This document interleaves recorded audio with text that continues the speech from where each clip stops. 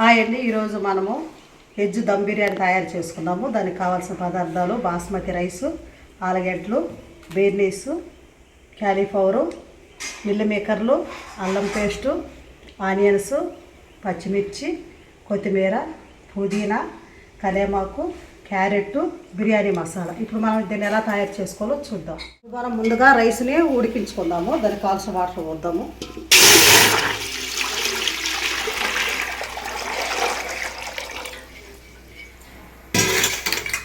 ఇందులో కొంచెం కొత్తిమీర, కొంచెం పుదీనా, బిర్యానీ ఆకు, కొన్ని బిర్యానీ మసాలా వేసేద్దాము. కొంచెం ఆయిల్,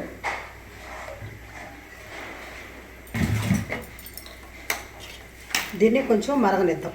తీరలండి, దీంట్లో కొంచెం సాల్ట్ వేసుకుందాము. ఇందులో మనము రైస్ పోసుకుందాం.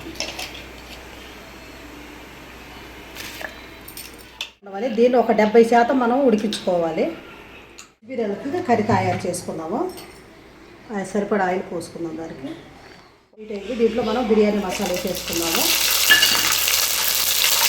ఇందులో ఆనియన్స్, పచ్చిమిర్చి,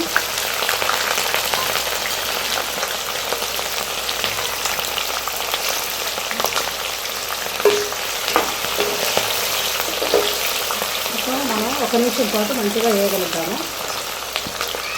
కూడా వేసేద్దాము.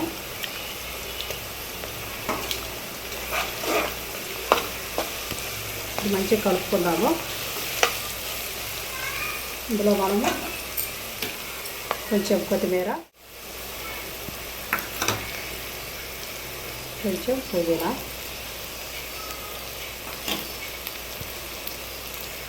కొంచెం కరివేపాకు,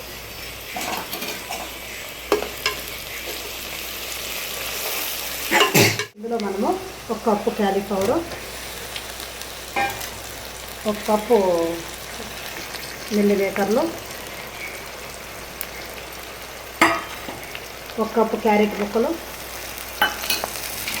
1 కప్పు బీర్నీసు, 1 కప్పు ఆలుగడ్డలు. ఇవన్నీ మనం మంచిగా కలుపుకుందాం. సాల్ట్, కొంచెం పసుపు,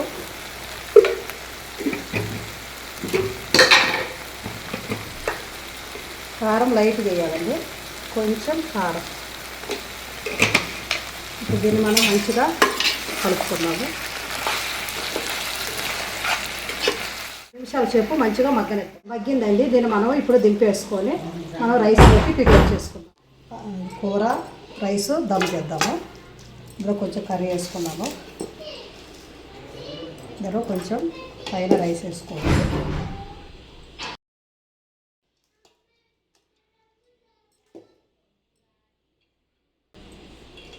ఇందులో కొంచెం కొత్తిమీర, కొంచెం పుదీనా, కొంచెం మనం ఫుడ్ కలరు,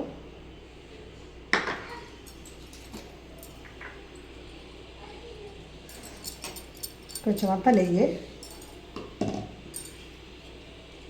దీనిపైన మళ్ళీ కొంచెం కర్రీ వేసుకుందాము. దీనిపైన రైస్ వేసుకుందాము.